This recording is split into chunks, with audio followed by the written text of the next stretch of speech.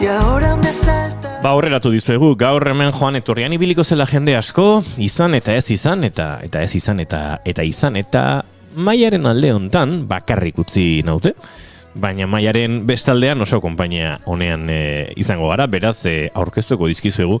Dagoeneko etxe honen oso ezagunaten bat, etxekoa dena, eta, bueno, urtez urte, ondaren jardunaldi hauen aitzakiekin ere gonbidatu ohiko bihurtzen dena, beraz bioi, ongi etorri, Maria Romero Laspiur eta Ane Rota etxe. Kaixo, kaixo. Kaixo, arratsaldeon. Mikrofon horianen edazu pixkat jetxi, daukezula hor pixkatola beraka giratzen badezu nahikoa da egin. Nahikoa. Bueno, aipatu du nik, hau, iaia urteroko itzordu bihurtzen da, bigarren kafean, ondaren Europako jardunaldiak udatik buelta izaterako iaia gertatzen dira, iraietik azarora bitartean edo, eta guk urteko lehenengo saio horietakoren batean martzen dugu aitzaki, ez? Honi erreparatzeko, Maria, eta zuk gaur ekarri duzu, horren inguruan gehien dakien pertsona, edo behintzat asko dakien pertsona, beraz, bueno, guazen kokatzea, lehenengo zonen inguruan entzun duen arentzatere, zer diren ondarearen Europako jardunaldi hauek? Bai, hori da, urtero moduan hemen gauz, eta ni, bai, esperta, edo gehienetarik dakina, ez? Ez dakit, igual badauz beste pertsona batzu bai, asko dakitena honi buruz, baina antolakuntzan horregoten da topera, eta Gipuzkoako ekitaldi guztietan behintzat, bueno, daki pila bat, eta esplikatuko digu hoiei buruz, eta Bizkaia eta Arabako buruz bai, hainbat ekitaldi buruz bai. Eta hemen gauz berriro, normalian hori, iraia eta azaroan bitartean ospatzen dira, baina gehien bat urrian. Urria da hilabetea, ondarearen hilabetea, horrelako zerbait. Eta, ekintza desberdinak antolatzen dira, itzaldiak, erakusketa, lantegiak, bisita gidatuak, eta bar. Eta, erakunde desberdinak hartzen dute parte, pixkat ondare hau, ondare honi garrantzia emateko edo ezagutarazteko, ez? Eta urtero joten dira aldatzen gaiak. Aurreko urtean zan irisgarritasuna. Oingo urtean da jasangarritasuna. Orduan, pixka da gai horren inguruan ondarearekin zerikusia duen ekintza bat sortzea. Ez? Eta aurten, lema edo izan da, ondarea loratuz gozatu. Ondare jasangarria edo erderaz? Patrimonio sostenible, bai. Hori da, erderaz eta euskeraz da pixkate bai, beti egiten dugu, lelo bat bi hizkuntzetan. Beti izaten da euskera lelo nagusia, baina, saiatzen gea zerbait jartzen ere gazteneraz. Eta bai, Mariak esan duen moduan, urtero antolatzen dien ekitaldi kulturalak dira, beti ondarearen inguruan, eta Europako batzordeak hautatzen du gai bat, urte honetan jasangarritasuna, eta horren inguruan antolatzen dira ekitaldi pilo bat Gipuzkoan, Araban, Donost, Bizkaian, eta, hainbat lekutan, Nafarroan, Europa mailan... Lapurdi, Zuberoa eta Baxe Nafarroan ere bai, Europa mailan izaki, Espainiar estatuan eta Frantziar estatuan bietan gertatzen direlako, ez da?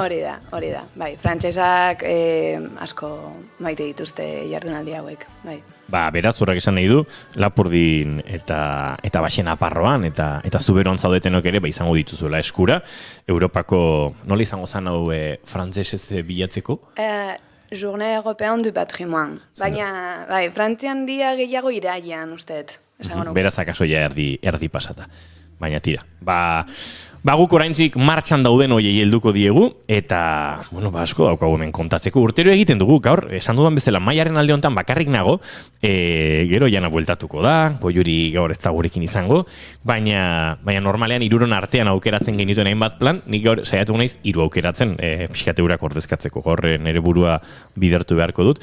Baina hori beranduxiago iritsiko da, ze, badaude oraindik azaldu behar ditugun hainbat kontu, Maria. Hori da, azkenean, aurreko urtean zan irisgarritasuna, enguan jasangarritasuna, eta saiatzen dira, ekitaldi guztia, pixkat horren barruan sartzen, ekitaldi batzuk, jasangarritasunaren barruan daudenak, ez? Eta, asko dakate zer ikusia mugikortasunarekin, adibidez, egin alizatea jarduera hori, oinez, bizikletas edo garraio publikoan, ez? Bai, jasangarri izateko.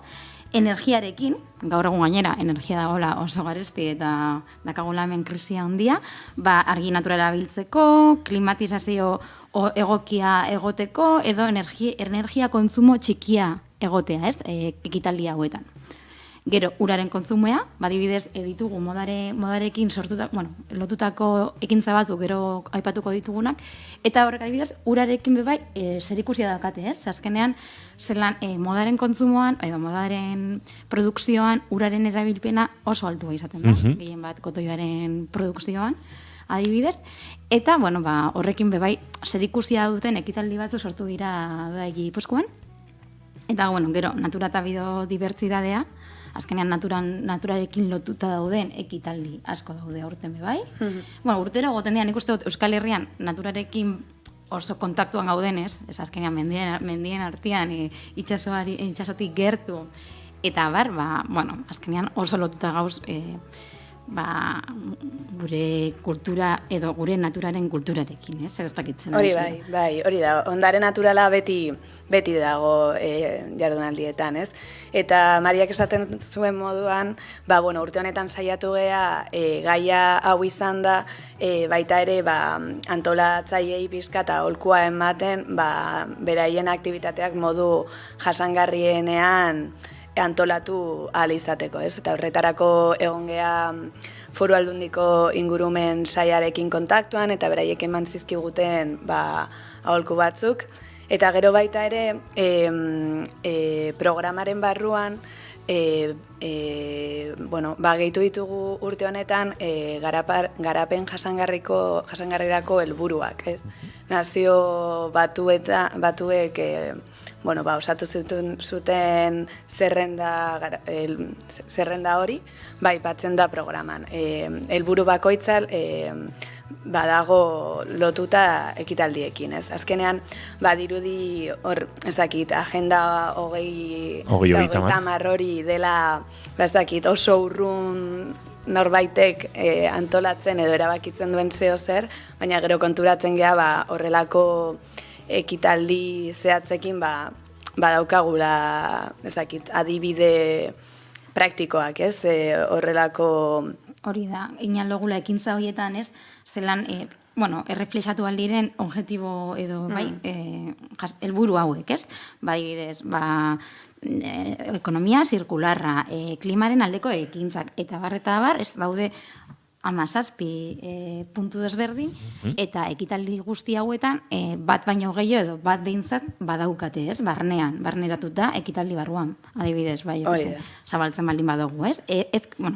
Donostian. Gure urteko Biblia, oso zoragarri bat. Hemen dakagu eskuetan... Ez dugu esan, baina, Gipuzkoan daude 122 ekitaldi ezberdin urte hortan. 122, ez? 122, bai. 34 herrialde desberdin. Hori da, esan nahi dut, herri askoetan daudela aukerak, eta Bizkaian eta Araban bai, oso...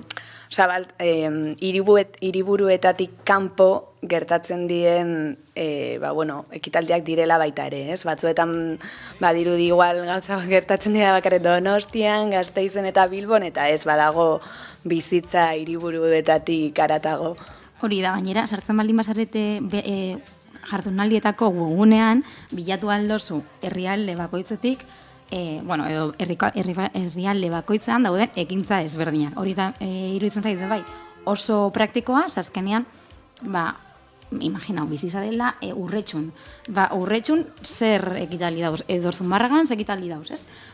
Holan bebai argi ikusi aldozu, zedetara apunta balzaren, edo holan gertu dakazu zen aukerak, ez? Hori da.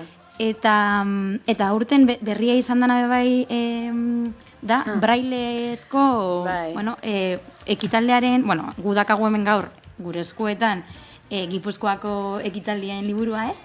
Eta bertako portadan, agertzen da programaren PDF irisgarria eskaneatzeko QR bat. Eta brailez. Brailez irakurri aldena, eta gero, sartzen baldin bazara QR-ean, Da PDF irisgarri bat azkenean da ikusmen desgaitasunen bat dakaten pertsonentzat dago egokituta. Eta beraiek erabiltzen dituzten aparailuak PDF-ak irakurtzeko, aldituzte ondo irakurri, dago diseinatua horretarako. Orduan, azkenean lehen urtean irisgarritasuna izan zen gaia, jardunaldien gaia, eta nahi genuen horrekin jarraitu, ez izatea bakarrik edizio batean lantzen dugun zerbait, baizik eta gurekin jarraitzea. Orduan, helburu horrekin jarri dugu baitare portadan, baitare jendia liburuzka hau hartzen duenean, nabarmentzeko badaudela jarduera desberdina mundu guztiantzat, ez? Bai, hori da. Irisgarritasuna nabarmentzeko. Hori da, gainera, sartzen baldin bazara ekitaldi desberdinetan, jartzen duzu irisgarritasun, ze pertsonetara dauden irisgarritasuneko pertsonetara dauden bai, segizarte kolektiboentzat dago egokituta ekimena, eta baita ere ze irisgarritasun neurriak dauden. Hori hasi ginen lehen urtean, eta urtean ere jarraitu dugu. Bai, oso polita iruditzen zait, ze azkenean da zerbait, hemendikan aurrera nik uste dut derrigorrezkoa izan biako sana, ez? Azkenean heltzeko ahalik eta jende gehiago ni, eta jende guzti horrek, edo normalian ekitaldi hauetara ez dena juten, ze uste dagoelako, berantzako ez dagoela gogituta, eta behintzat eukitzeko aukera, jakiteko junan lan ala ez, eta bebai zabaltzea ekitaldi hauek mundu guzti. Gizarte, era desberdinetako gizarteari, ez? Bai, azkenean gero eta informazio gehiago eukita, hobe ez? Eta askotan igual badaude ekitaldi batzuk egokituta daudena, baina igual ez dugu jartzen, eta dea azpimarratzerakoan badauzela egokituta, bai, jendea gehiago animatzen da. Hori da, errezago, bai. Bai. Eta hori, eta beste gauza bat garrantzitsua aipatzeko da, 32 murriztu dela papelaren produkzioa liburuzka hauek egiteko. Azkenean, beste urte batzuetan asko produzituta fizikoan edo, panfleto fizikoan, eta aurten gutxitu da produkzioa jasangarriago izateko produkzioa, eta holan hobetzeko pixkaz, azkenean igual gehiegi produzitzen zen, eta zen erabiltzen hain beste, ez? Hori da, bai, azkenean, liburuzka hauek aurkitu ditzakezute kulturetxeetan, museotan, udaletxeetan, eta, bai importantea iruditzen zitzaigun, liburuzka hauek imprimetzerakoan alik eta efizienteenak izatea, ez? Mariak esaten zuen bezala, ez botatzeko gero, ez? Bai, pena da. Joan den urtekoa gadidez, hor dozkagu, 2, gordeta, eta 3. Hango eskubiko baldetan dago, baina gordeta dozkagu, ze benetan xarma daukaten liburuak dira, hemen literatura asko daukagu, poesia, baina gero, ondarearen liburuzkabek gordeta dozkagu. Eta hori gordeko dugu. Hala ere, esan behar nizuen, ze gogorra den jasangarritasuna bateratzea, paperaren zaleak garenokin, bai. Ez da gizuek liburu digitalen oso zaleak zareten, uste dut ez da ni ere, eta horren jasangarritasuna da helburu bat hain komplikatu, hain kontraesankorra norberarekin batzutan. Liburuen kasuan aldegu liburutegietara joan. Gero, egia da neri batzutan gustatzen zaidala azpimarratzea, ez? Ez, eta gero bebai, adibidez neri, pasatzen jatana da, askotan irakurtzea PDF baten ordenagailuan oso zaila itxe jatala. Askoz berrezo irakurtze dutela fizikoan dakatenian imprimatuta, zerbait, ordenagailuan baino. Ez dakit argian gaitxik dan edo ez dakit zer, baina asko kostatzen jata ordenagailuan irakurtzea gauzak. Behintzat apunte luzeak balin badira, horrelako emaila edo, badakigu eguneroko tasunean erabiltzen ditugun emailak edo horrelako gauzak, ez, baina igual ikasteko edo, eta gustatzen jata beti paperean ukitzea irakurtzeko, azpimarratzeko, eta... Ez que ez dezu igual barneratzen.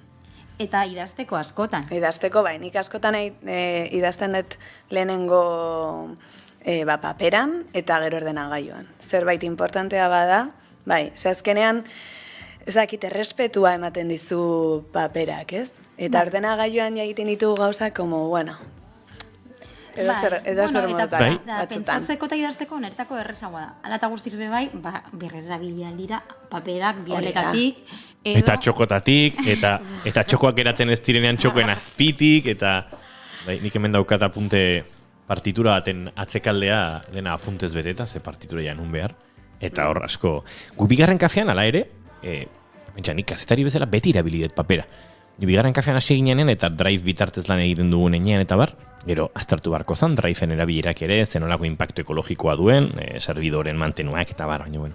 Den ordenagailuan daukagu, ez dugu ezer imprimitzen, eta gaur Mariarentzat imprimitu dute tarte honen gidoia, eta nahi gabe mandizkiot 3 kopia egiteari, orduan bakoitzak gidoi badaukagu, eta pentsatu jo, egia esan paperean dena garbiago ikusten da, apunteak ardaitezke, baina nago hainoituta ja, ez dakit, hemen dauzkat 2 ordenagailuak soinu maila, beste teklatu iPada eta mobila, eta ja, paperarentzako lekurik ere ez daukat, baina guk dena ordenagailutik egiten dugu. Dana, papera, eta nire kuadernotxua beti, oza, dira, hemen reglas biurren marrazki guztiak, beti dira borroiak. Claro, ez que ez dakizu inoiz. Naiz eta oso digitala izan, beti marrazkian lehenengo eskusateratzen dira. Bai, nik sormenerako ere nahiagoet papera, inspirazioa ez dakizu.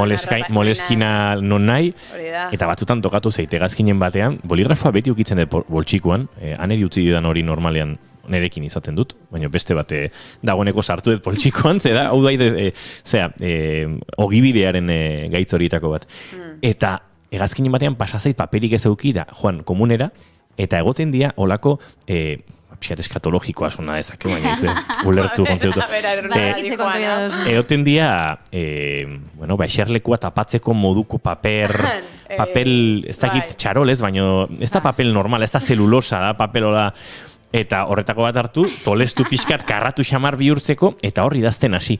Eta hau egia dela ziurtatzeko, entrevista bukatzen dugunean, hango mai gainean daukat duela urteta piku, oraindik garbira pasa ez dudan, horrelako komuneko zea batean idatzitako hitz batzuk. Gauzak berre erabiltzea eta beste bizi bat ematea oso garantitzea. Baina hau berrera biligabe dago,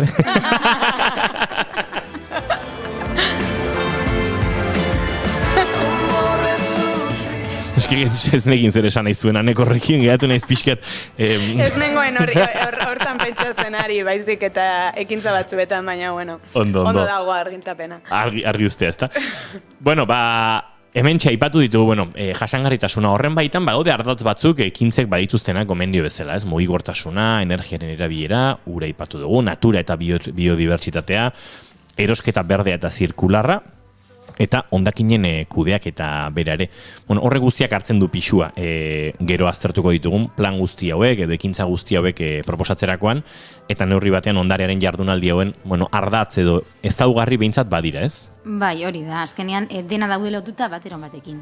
Edo bat baino gehiago, ez? Normalian.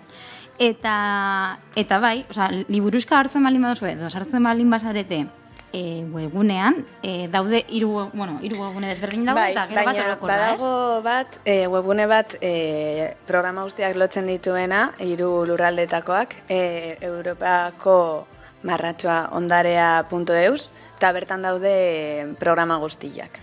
Bai, hori da, igual logun bebai bestela... Streamingen jarriko dugu, horrentxe. Bai, holan erresteko jendeari bidea erakutsiko dugu webgunea eta elkarbanatuko dugu mundu guztiarekin. Eta hori da. Eta hor agertzen dira denak. Eta agertzen dira bai, bakintza bakoitza dakan, beran garapen jasangarriko helburua. Hala ere, entzuleak kokatzeko berriro. Europako gidoia ondarea.eus webgunean, hor topa ditzakezu Euskal Autonomia Erkidegoko proposamen guztiak. Hori da. Eta, bueno, aztiko gara pixka komentatzen, ez? Ez tekin nahi bosfeni aztiko nahi. Oso, no? Gainera nik... Zurearekin. Bai, hori da, jardunaldi emarruan beti parte hartzen dut, hane laguna izan da zelan ez parte hartuko.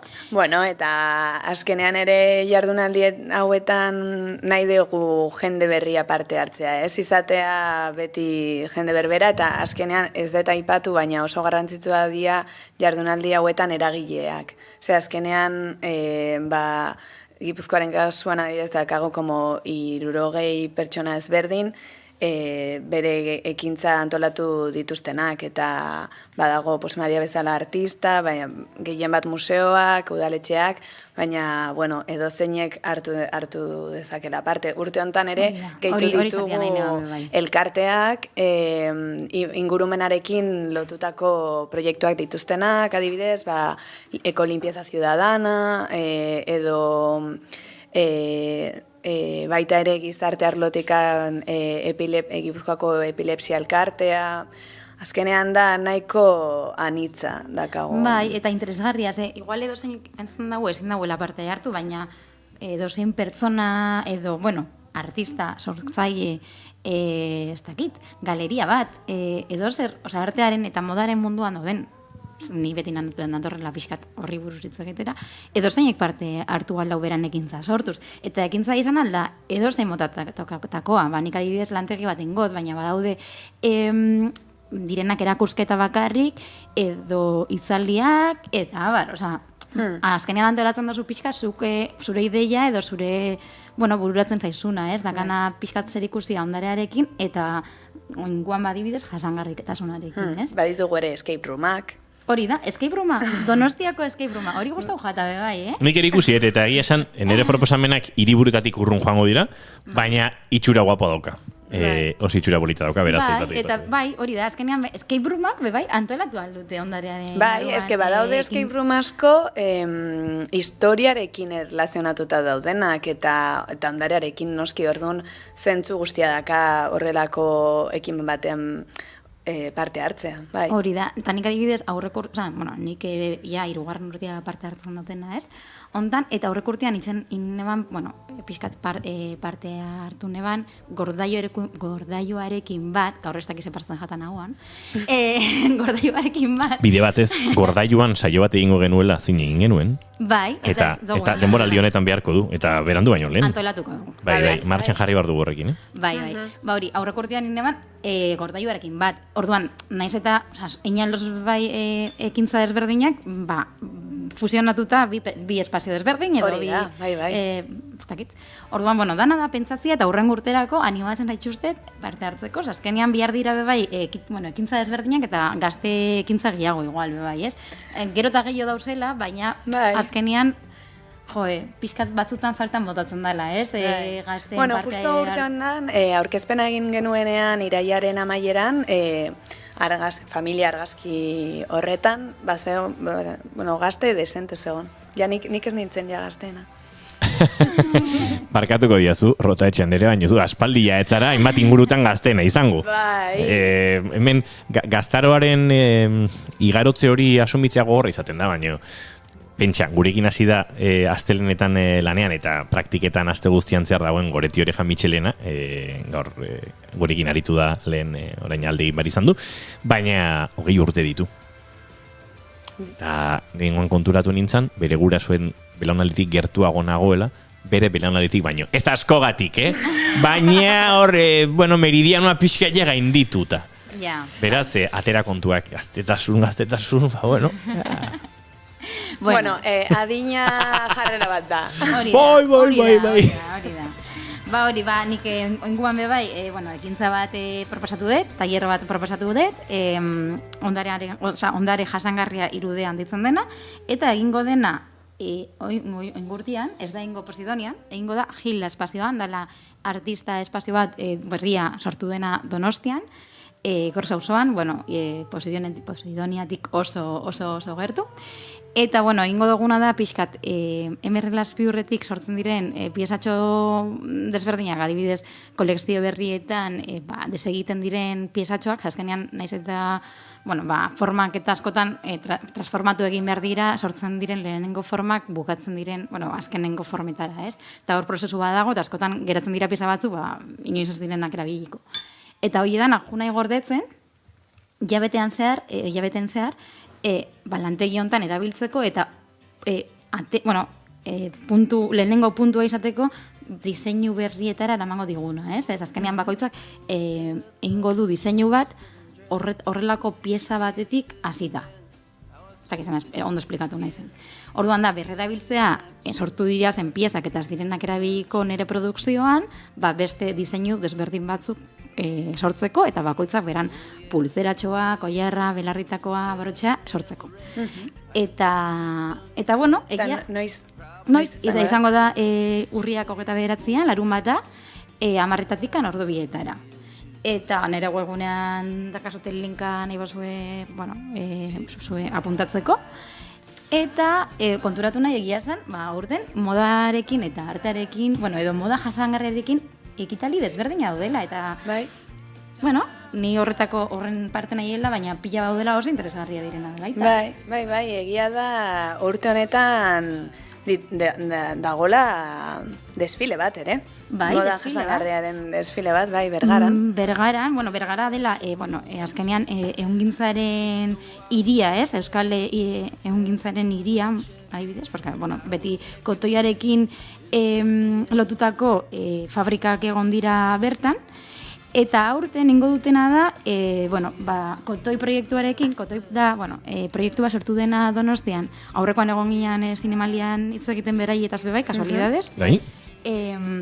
Fanik eta Maialen Porroiek sortu duten proiektu bat da, eta beraiek kotoiarekin sortzen dituzte beraien erropak, ez? Kotoi, pixkat jasangarri batekin, eta abar. Eta beraiek egingo dute desfile bat, erropa, kotoiz egindako erropa jasangarriekin Bergaran. Baina ez hau bakarrik, kotoi proiektuko neska hauei daude, ekintza gehiagotan. Ezkio itxason bebai, beraiek antolatu dute ekintza ezberdinak, Igartu Behitiko museoan, Irizar enpresako oial, edo ehun ondakinekin sortutako gauzekin, ez? Lehenik eta behin nengo dute erakusketa bat, oial hauekin sortu dituzten, prototipo edo erropa desberdinekin, ez? Eta gero egingo dituzte 2 tailer, bat umeentzat zuzendua, sortuko dutenak, umiek sortuko dute estutxetxo bat zagarran formakin, Irizarreko oial edo ehun hauen bitartez. Hori da. Eta gero nagusietara, nagusieri, nagusiendako pentsauta moduan, sortu dute beste tailer badala, sortu zure ekopoltza. Hori da. Eta hemen sortuko dituzte poltzatxo batzuk sagardoaren botila eramateko. Bai, edo botilak orokorrean. Hori da. Esan baiteke txampan botillare, baina egia da Igartu Behitik dakan historia oso lotuta dagola sagarrarekin eta sagardoarekin, ez? Azkenean baserria da baserri dolare bat, eta orduan sagardoaren ekoizpena oso garrantzitsua da.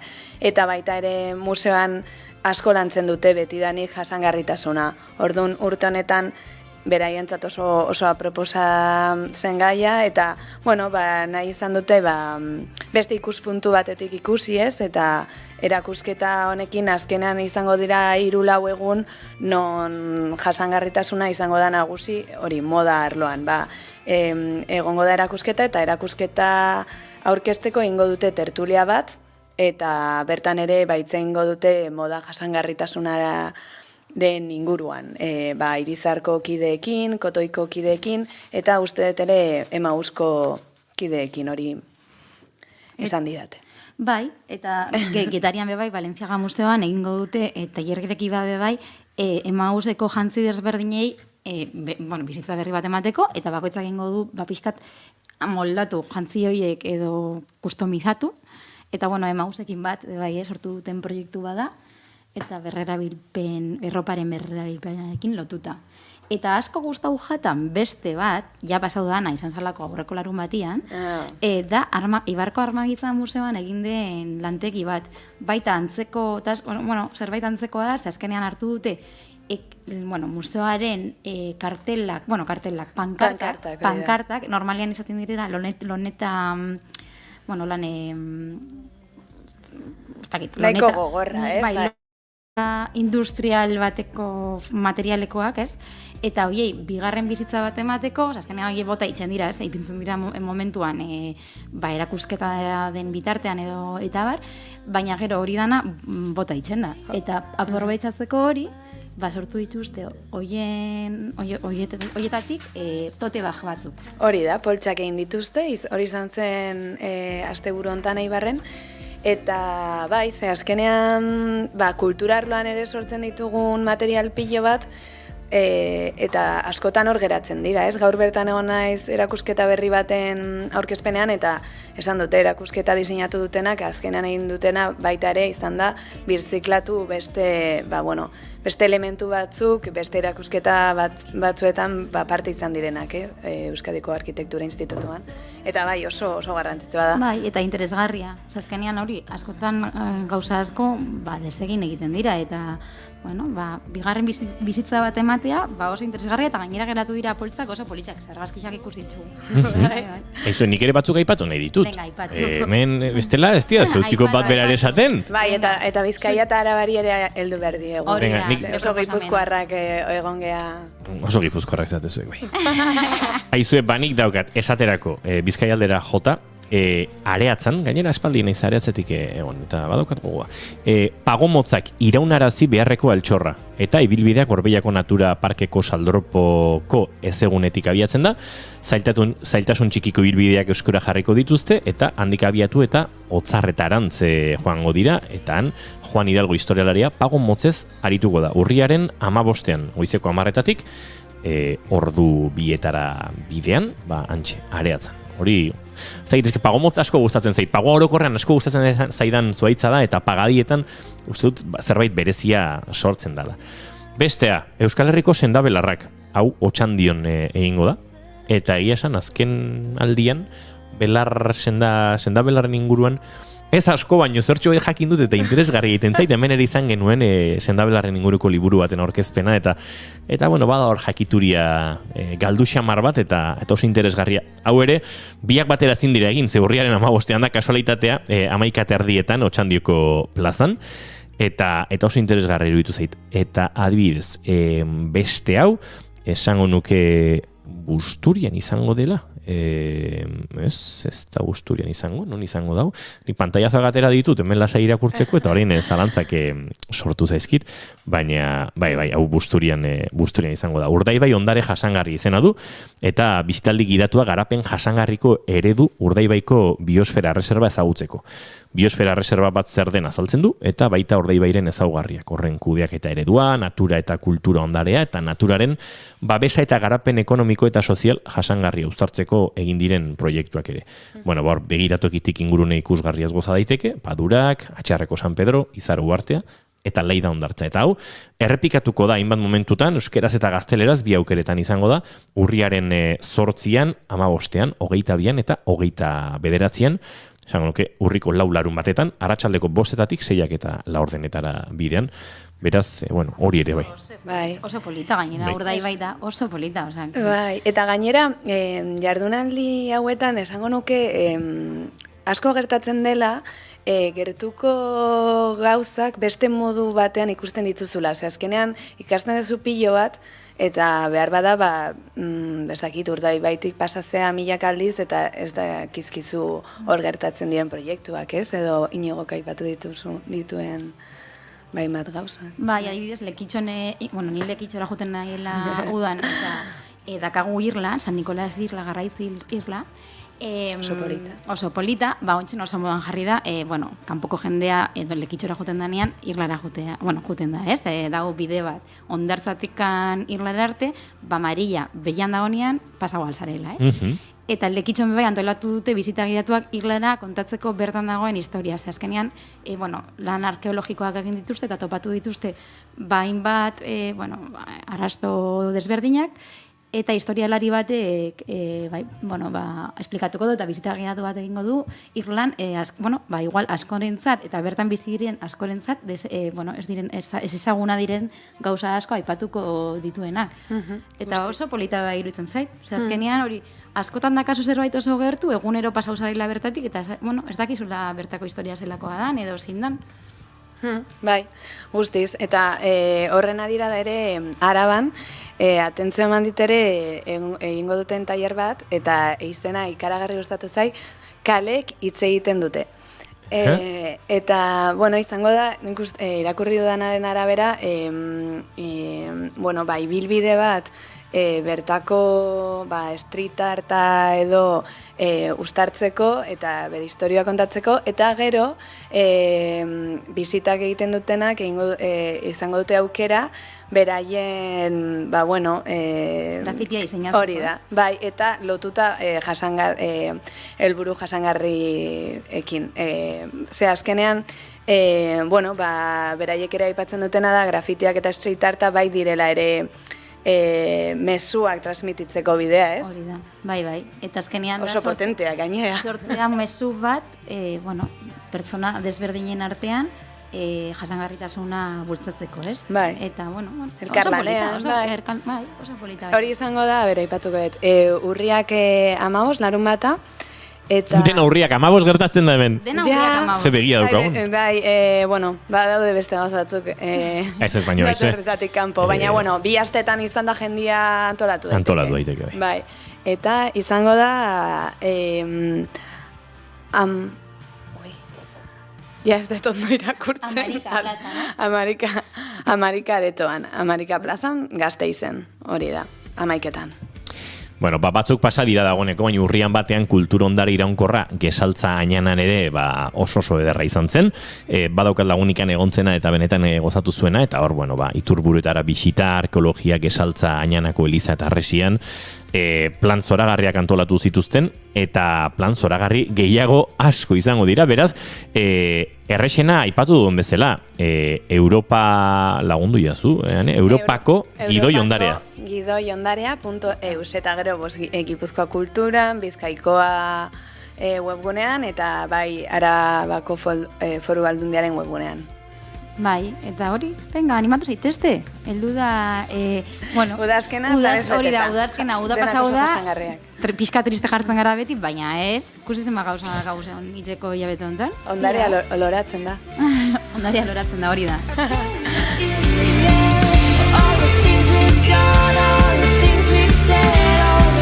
Bueno, eta ipatu nahi genuen, Ani Ernaus izan dela, Nobel literatura saria gaur bertan jaso duela jakin dugun idazlea.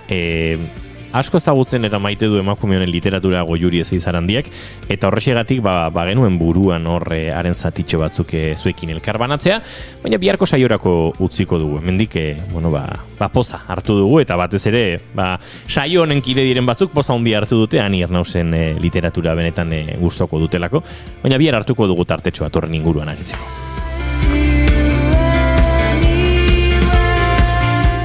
Eta gurtu behar ditugu, Ane Rotaetxe eta Maria Romero Laspiur. Gaur DJ lanetan ez da Maria Romero Laspiur aritu, gaur Ane Rotaetxe aritu da DJ lanetan, eta bere aukeren artean Rural Zombiesen Fallout, honekin egingo dugu arratsaldeko 5:00 bidea, segituan estudio zentraletatik, azken orduko informazio ere izango dugu. Maria Romero Laspiur, Ane Rotaetxe, mila esker biei.